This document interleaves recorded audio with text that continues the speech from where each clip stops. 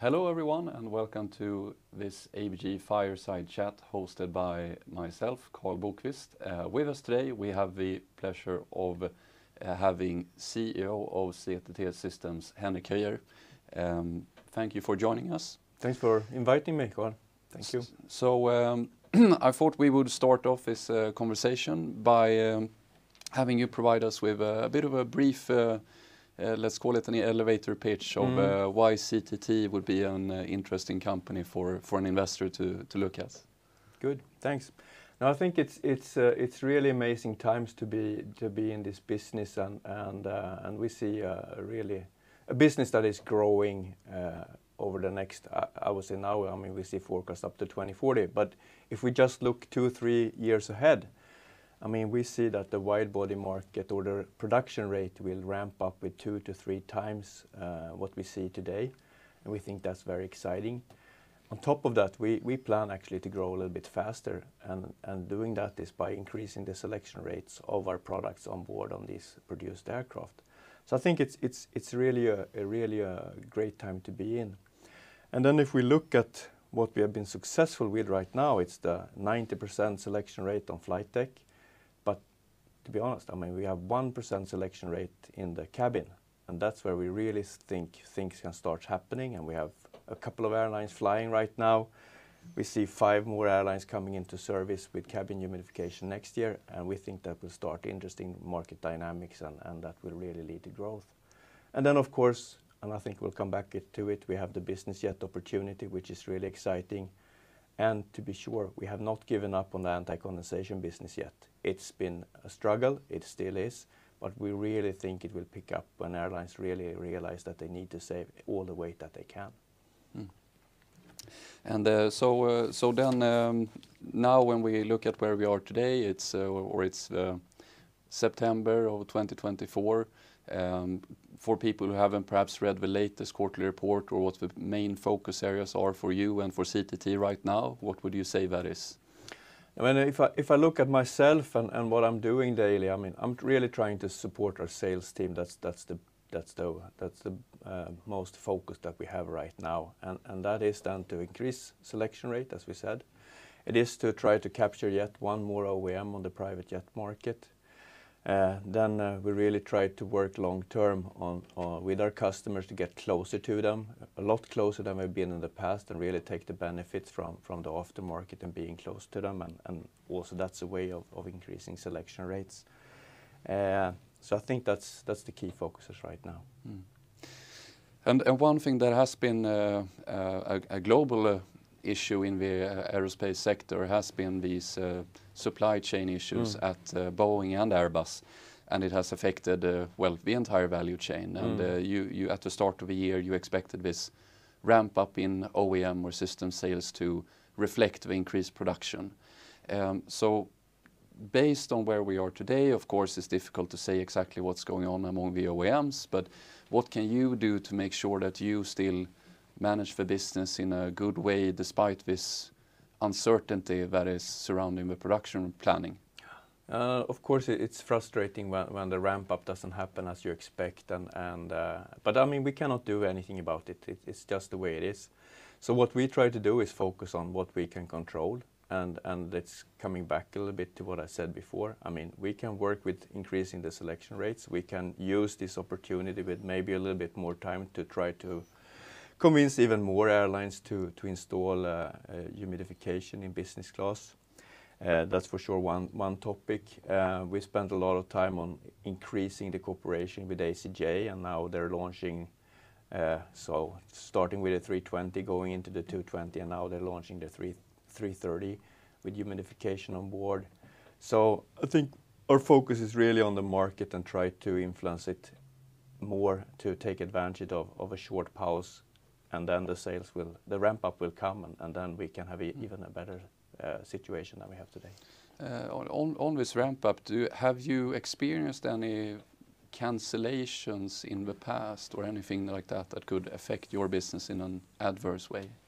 And then you mean cancellation of our equipment or on the aircraft? Or? Well, I would say both. I would imagine that it starts with the aircraft, but then that they might resort to cancelling possible selections and so on. But I think it's good to be in a market where demand is really exceeding the products available, and of course there's been cancellation due to different things, could be geopolitical reasons even, but these aircrafts are always picked up immediately, and it can actually be a positive thing that a cancellation of somebody that's chosen humidification, that aircraft actually comes to somebody without that selection, and all of a sudden they can experience, the crew and their passengers can experience the benefits of humidification on board. So far we have not seen any negative effects, rather positive actually so far. Speaking of that, I remember that you were supposed to have some Airbus 350s delivered to such an airliner that no longer was possible. It was no longer possible to receive those. They were in turn transferred to another airliner. Yeah. And they had CTT equipment on board, if I understand it correctly. Yeah, so I mean, we have two examples of an airline that didn't get their aircraft with cabin humidification. They went, half of them went to Turkish Airlines, who used to have flight deck and crew rest on board on their aircraft, and the other ones went to Air India. So we now have two airlines which open the eyes for them of humidification in their premium cabins, and I think that's a good example on how things can actually go your way. Mm. And this journey or focus on getting the airliners to appreciate this, let's call it, new area of humidification. When would you say that it really started to take off? When did the first aircraft start to be delivered and actually start flying? Because one of the first customers were China Southern, and they were, well, restricted due to COVID. Mm. So I mean, they got their aircraft, I think, back in maybe 18 or 19, and of course then they flew just a short time before they were put on the ground or just used on internal short haul in China. And then of course the next step was then Turkish, that started flying in, I think, 2021, and then now Air India in 2024 actually then. So that's late coming into the market, and of course this has been a struggle for us. We thought the first one with humidification in first class would be Emirates on the 777X, that should have been delivered in 21. But of course that didn't happen, and we're still waiting for that to happen. So I think the market dynamic is actually happening more or less now, starting in 24, but I think 25 will be the year when it really kicks off with a number of airlines that get deliveries with cabin humidification. Mm. And have you seen any changes in customer behavior, either between regions or between low-cost carriers or legacy carriers, in how they select options on board their aircraft? I think when you look at flight deck, that's been some kind of standard now. So we have the 90% selection rate, and then it doesn't matter if it's low cost or a premium airline, they all select flight deck more or less. So I think that is given.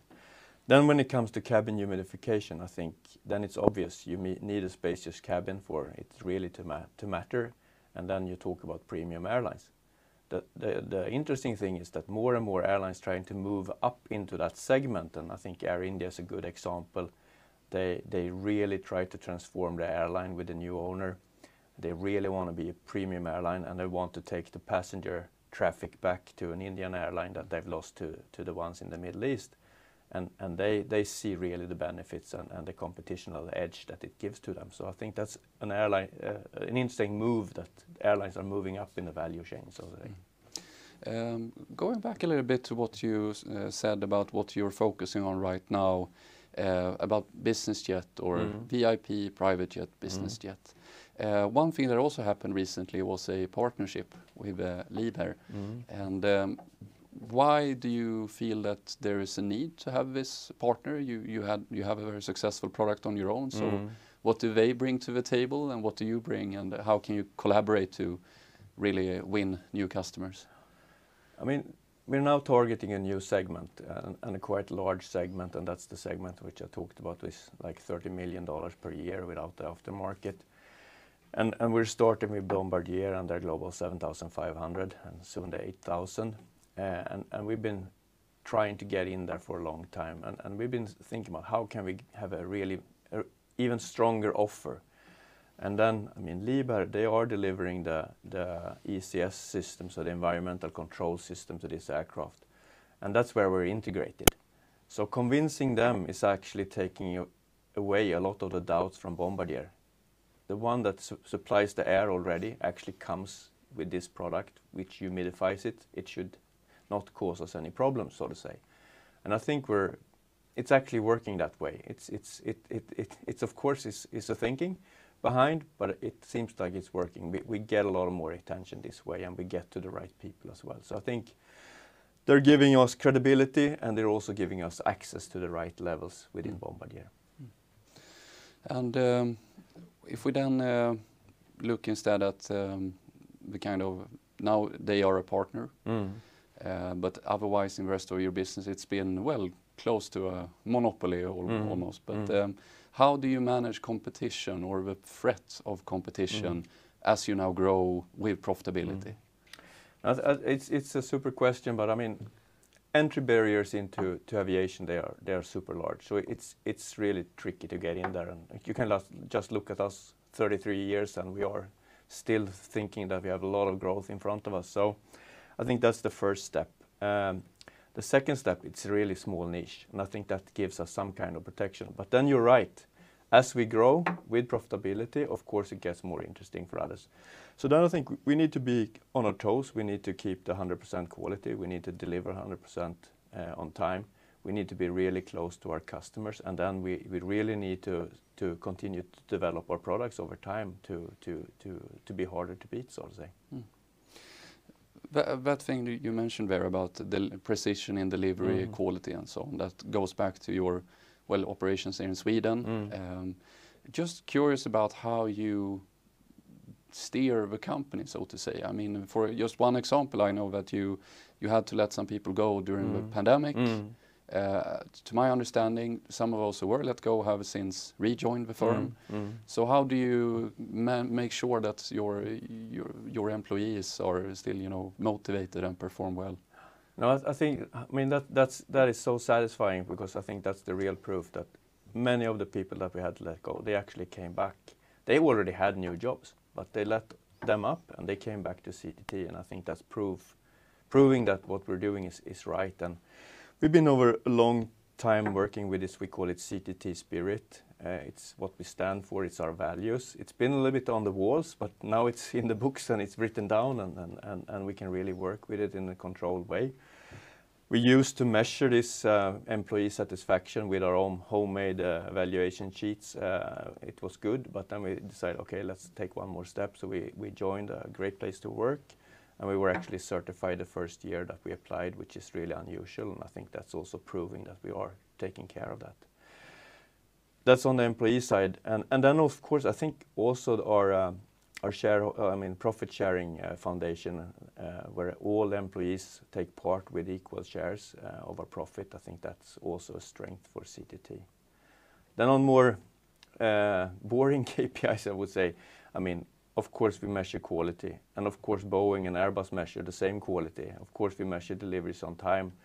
And our target there, we are small, we're a niche product, we're an optional product. We should always be on 100% or very, very close to it. And I think that's KPIs that we measure, all our employees are aware of them, and our customers are measuring us even harder, so to say. Then switching over to the financial, CTT has for a long time, despite a severe pandemic, has been growing double digits, operating margins above 30%, net cash in the balance sheet, you pay out healthy dividends. So just about capital allocation, how do you think about where and how to deploy capital going forward? Since, I mean, you can clearly sustain the investments that you currently make at least. No, I mean, as we are growing and when the ramp up picks up, and we are in 26 when we have the double production at Boeing and Airbus, and in 28 it's going even further. Of course, we need to expand, and we will need to invest some money in new building and maybe new machinery and other things. But you're right. If we are forecasting the right way, we should be able to continue as we have started, and we have a financial policy where we pay very good dividends, and in the end it's a board question, of course, but but I think looking at history, you have a good view on the future as well. So then, to wrap things up, two more questions. One being a more of a strategic one. We have talked a little bit about, how perhaps customers with humidification in turn can generate more demand for these cabin humidification possibilities. But how do you work to really make sure that customers select these products to a higher and higher extent? I think we're trying to be a lot more active on the market, and I think this year has actually been very rewarding. We see that we get closer to the customers, and we get access to them, and we have meetings with the people that decide on what kind of passenger experience should they offer to the passengers and their premium passengers. And I think that's the way we need to continue to do it.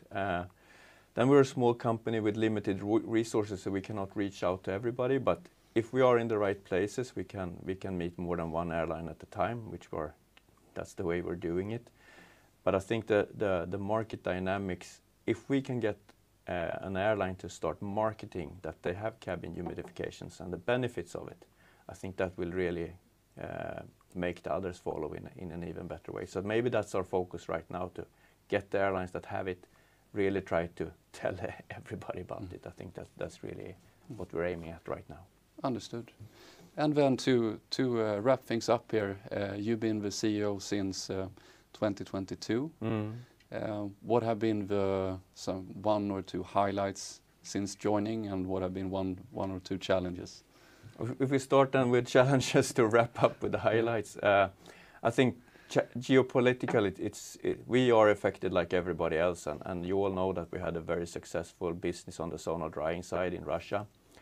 I think if things wouldn't have happened, that you would have seen really good numbers on sauna drying. Now it's zero, because of course we had to cease everything that we did that, and of course that's a tough decision to do, but it was very simple, but it has a big effect. Then I think the worst thing is that we have seen FAA approving a PMA on our pads, which is not the same pad as we deliver, which it should be if it's a real PMA. It's not the same material. It doesn't have all the things that made Boeing approve it, our pad, in the beginning. And now we have to work really, really hard to convince the airlines that this is not the same product. It's different products. These are the differences. These are the benefits with our pad, and of course that's work that it's just protection, so to say. But maybe that's normal when you're in business. Then looking at highlights, I think of course a simple thing, but anyway very important. We had the serial production approval of our humidification system for the 777X last year. Internally that was really big, and it's really an achievement by the team. Then I think a highlight was when we were in Hamburg this year on the show there, and we had 3 airlines coming up to us and telling us that they had chosen our systems in the whole aircraft, so flight deck, crew rest, and the cabin. And I think that's really rewarding to stand there in front of the customer and they tell you that they have chosen your system. Well, with that concludes this Fireside chat. Thank you, Henrik, very much for being here. Thank you, everyone who has been watching.